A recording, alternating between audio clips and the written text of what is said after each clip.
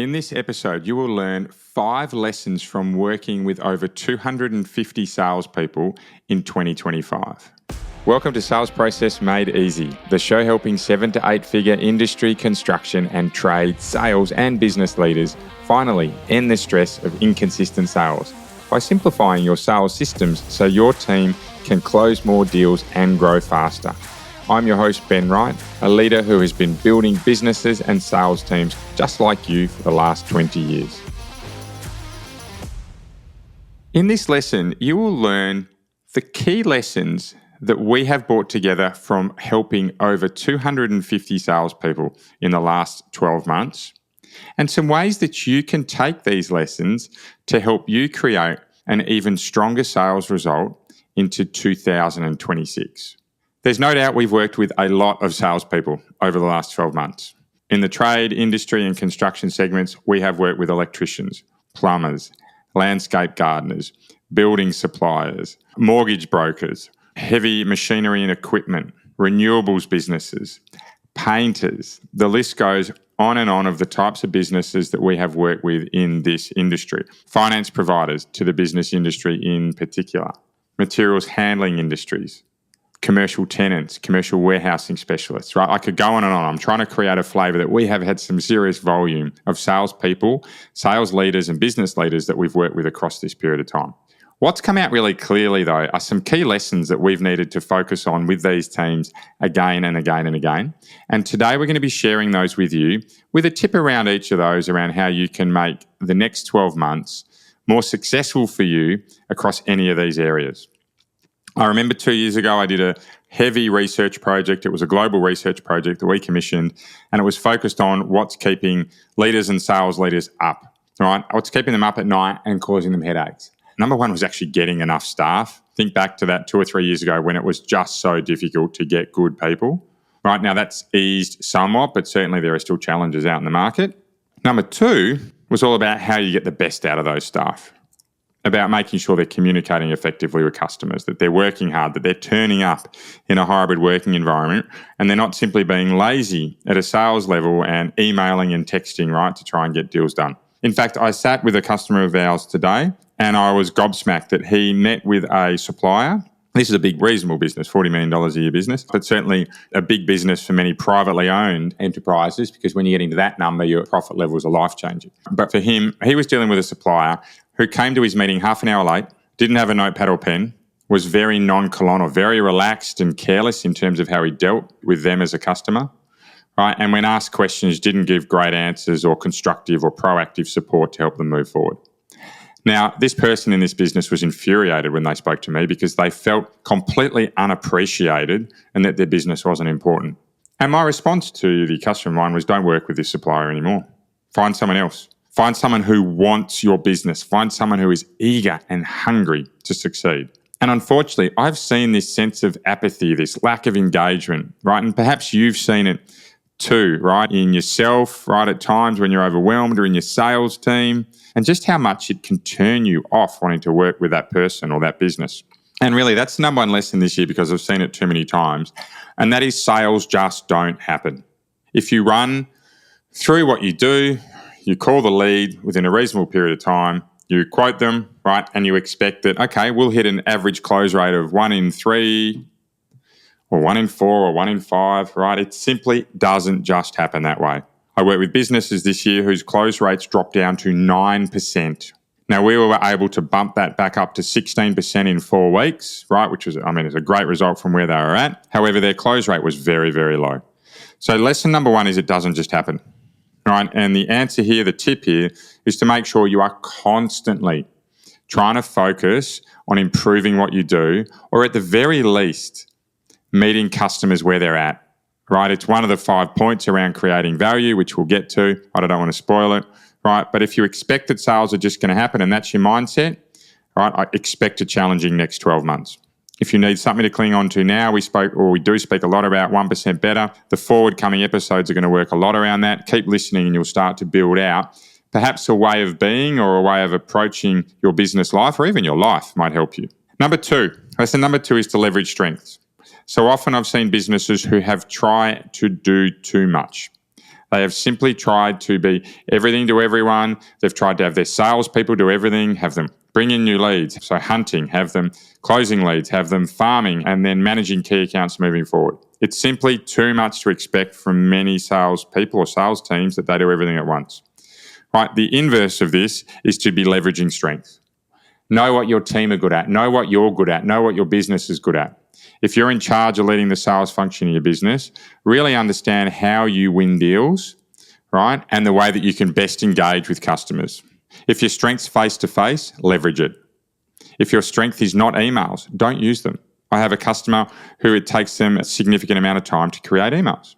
And the advice to them is, rather than use email as your primary method of contact or a regular method of contact, use the phone. Now, he's already across that, of course, but so often we see that salespeople are not across it, or that leaders are trying to get everyone to do too much, right? So lesson number 1 is it doesn't just happen. You need to focus in on making sure you do the basics well. Number 2 is to leverage strengths. Number 3 is to get clear on who you serve, who you best provide.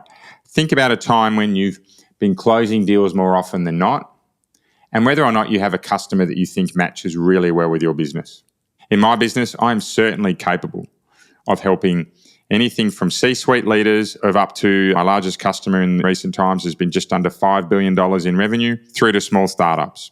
But where I've chosen to focus is businesses between 1 and 50 million who have leaders in them who are in the early stages of their career and they are hungry to grow. Right, particularly those in the trade, construction and industry segments, because I know in those industries I have a very high success rate of moving the dial for sales. I know I have a very high success rate of young leaders who are running a landscape business or a painting business or a construction business, grow their business quickly, reduce the stress on them and increase their profits. So for me, I focus very heavily on that segment, even though I know I can service more. And yes, if something comes along where I can help a bigger business and it works within the model that I've got, I'll absolutely do it. But for me, number 3 is getting clear on who you serve. And the tip here to do that is to think back about or review the deals you've run over the last 12 months and see where those natural segments come out. Very nice way to get you to just flow into those. The 4th piece here is around creating value. So often over the last 12 months and prior to that, I've seen salespeople not focusing on creating value.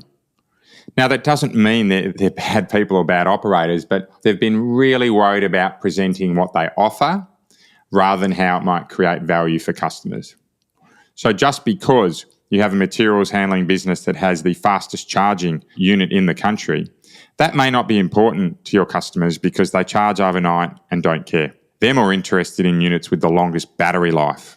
So they're fine if they charge slowly, right? But the battery life is more important to them. And the way we focus on creating value is to make sure that in every sales engagement, early in our sales process, when we're qualifying, first at lead stage, right, and when we are going through our first meet and greet, is that we are asking customers what's important to them. There's a framework called the 3Ds. Our Sold Out Sales Team Academy go through it in quite a lot of detail, right? But it's all about getting the first D, the deliverables, really clear so we understand what our customers need. Because when we do that, we can start to line up what we can offer that meets that value. So number 1 is recognizing that sales don't just happen. Number 2 is about leveraging strengths rather than getting everyone to do everything. Number 3 is getting really clear on who you best serve, who you best look after, whether you be a product or service, residential or commercial, right? Understanding who your ideal customers are. I'm sure you've heard the ideal customer tag before, but even to this day, many businesses I work with don't do it. So, right, getting clear on who you serve, creating value for these customers by asking questions early. And last but not least is a real positive one, is that I have seen change happen really quickly in the modern sales environment. I have seen businesses in the $1 to $10 million mark double and triple in very short periods of time. I've seen businesses in the $10 to $50 million mark grow their sales by double-digit amounts just by making small, regular improvements. So change can happen quickly. If you've had a tough year, don't worry, there are potentially easier times ahead. So to recap today, from helping a lot of people over the last 12 months in particular, I've seen habits that have become really clear and consistent quite commonly. Right, the 5 of those and ways to improve those are, number 1 is that success doesn't just happen. So we need to be focused on doing the good things or the basics again and again and again and again. We need to be leveraging strengths because too often salespeople and sales leaders and businesses are trying to do too much. So focus on your strengths, get them right. Number 3 is get clear on who you serve. Focus on those customers that love working with you because you will simply close more of them and be thankful for it. Your future self in particular will be thankful for it. Number 4 is create value as often as you can and do that by asking questions. And number 5 is recognize that change can happen quickly. Right? So things can turn around and you can really get some strong growth moving forward. So as we get towards the end of this year, when you're often in chaotic markets, it's really difficult trying to close out. Right? Find some quiet time. I hope that this podcast will leave you with a moment to recognize that some of the problems you may be having are shared across others, but also that there's some good solutions there that are easy to implement. Really grateful that you jump on board with this podcast every week. We focus on short and sharp sales process improvements to help you get 1% better every day. We drop podcasts every Monday, Wednesday, and Friday, but really importantly, between now and our next episode, please keep that focus on being 1% better each and every day because it will make all the difference. Are you struggling to grow your monthly sales numbers? Feel like you've reached a sales ceiling, are involved in every deal, or have no real sales system in place to help you grow? And is that causing a level of worry or stress about how you can get more sales in the future? If that's you, that's exactly why we created the Sold Out Sales Teams program, to help you get month-on-month sales growth with less stress. In just the first week, we will lock down your quoting process to grow sales by 25 to 30%. And that's just week 1. And for the first 3 podcast listeners that we speak to this week, we'll offer you a bonus one-on-one strategy session with me to make sure you can pay off your investment even faster, which, by the way, for most businesses is only 1 or 2 extra sales. To book in, click the link in our show notes. It's a direct calendar link so you can instantly confirm your meeting time.